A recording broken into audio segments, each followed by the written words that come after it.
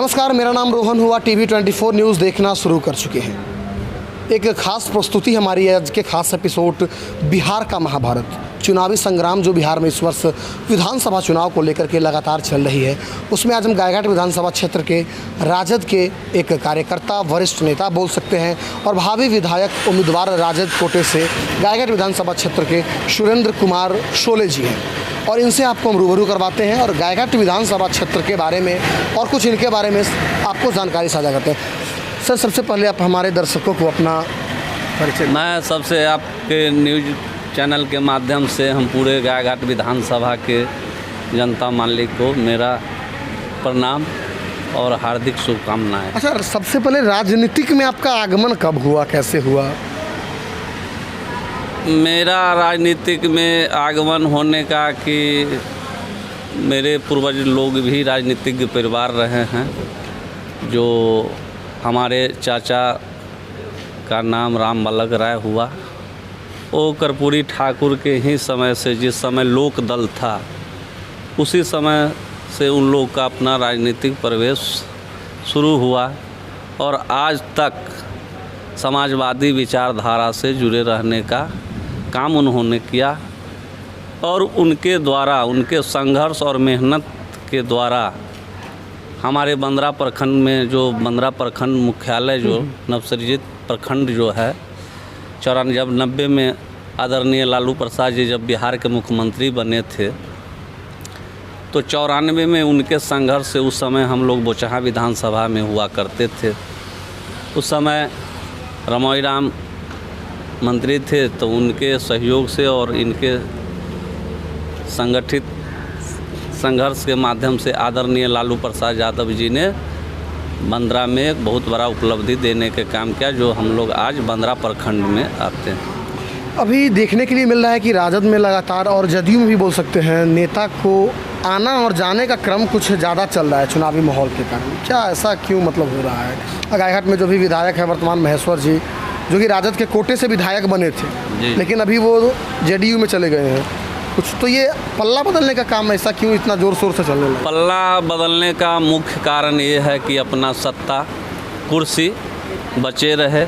नैतिकता सिद्धांत लोगों का मर चुका है और कर्पूरी लोहिया की बात करते हैं, लेकिन उनके राह पर चलने का कोशिश नहीं की। तो लोग अपना सत्ता के लिए मतलब कर रहे हैं, जनता का कुछ सोच नहीं रहे। नहीं, उसमें जनता का क्या भला होगा? हमको जनता की सेवा करना होगा तो हमें सत्ता की क्या ज़रूरत है? हमारे पार्टी का नारा है, सत्ता नहीं संघर्ष करो, जनता के बीच, लोगों के बीच जाके काम करो, ये हमारा नारा है। अच्छा, गायघाट विधानसभा क्षेत्र से आप पढ़ते हैं और लगातार यहाँ विकास की क्या गति है? कुछ विकास जिस तरह से बिहार के मुख्यमंत्री नीतीश कुमार जी विकास की बात करते हैं, उस जहाँ विकास होना चाहिए वो विकास अभी नहीं हुआ है।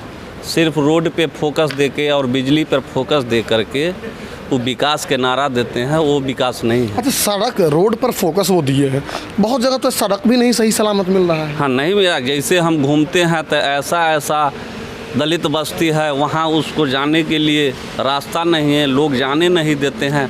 ऐसे आज भी समस्या है, आज भी समस्या है। सिर्फ ये मेन रोड वगैरह ही दिखा करके विकास पुरुष बोला जाता है सर उन्हें।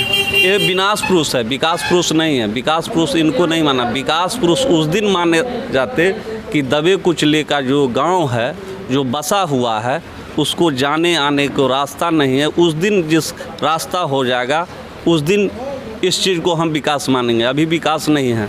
शिक्षा का स्तर गिर गया, विकास का स्तर गिरा हुआ है, ये सारे तो गिरा ही हुआ है। जो लोग देखने की चीज़ है, प्रिंट मीडिया के माध्यम से ही अपना विकास के ढिढोरा पीट रहे हैं। वास्तविक में कुछ नज़र नहीं, वास्तविक में तो है नहीं कुछ। अच्छा, मुजफ्फरपुर की जहाँ तक बात करें या फिर अब हम खासकर गायघाट विधानसभा क्षेत्र की, ये दल बदलने का कार्य चल रहा है और नए नए चेहरे, चुनाव का जो समय आया है, आप लोग काफ़ी दिनों से क्षेत्र में कुछ हैं बने हुए हैं, लेकिन ऐसे नए चेहरे मिलते हैं। एक कहावत है हम लोगों के गाँव देहात में कि भादों का जो धावसा बेंग होता है, उस तरह से वो लोग दिखते हैं। उन पर आप क्या कुछ कहना चाहिए? नहीं, उस पर टीका टिप्पणी, जो चुनावी ये पर्व है, महापर्व है, और जो मुख्यतः किसी पार्टी का सिपाही होगा, वो रेगुलर आपको नज़र आते रहेंगे।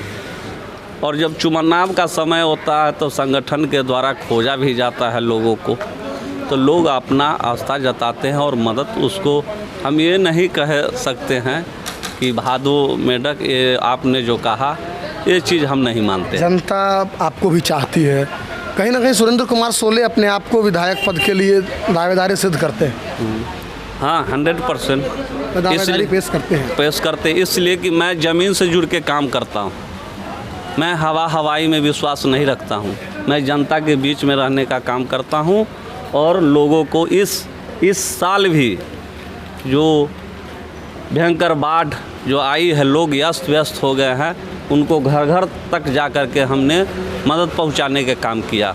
अच्छा, आप दावेदारी पेश कर रहे हैं, लेकिन कुछ सूत्रों के हवाले से सोशल साइट्स पर खास करके इस क्षेत्र में ऐसी भी खबर आ रही है कि राजद के कोटे से निरंजन राय जी और साथ में उमेश प्रसाद सिंह जी, इस तरह के भी नाम, आपके नाम भी शामिल आ रहे हैं। तो क्या लगता है कि अगर ऐसा बात होता है तो राजद आपको चाहेगी या फिर निरंजन जी को? नहीं, उनको तो निरंजन राय जी को तो संगठन का जिम्मेवारी दिया गया है, वो प्रधान महासचिव है, उनका तो संगठन का काम देखने का काम है। फिलहाल उनको तो टिकट कुछ हद तक अर्जुन राय का भी नाम कहीं कहीं से आता है। हाँ है, अपने अपने लोग दावेदारी किए हैं, लेकिन वो तो शीर्ष नेतृत्व की बात है।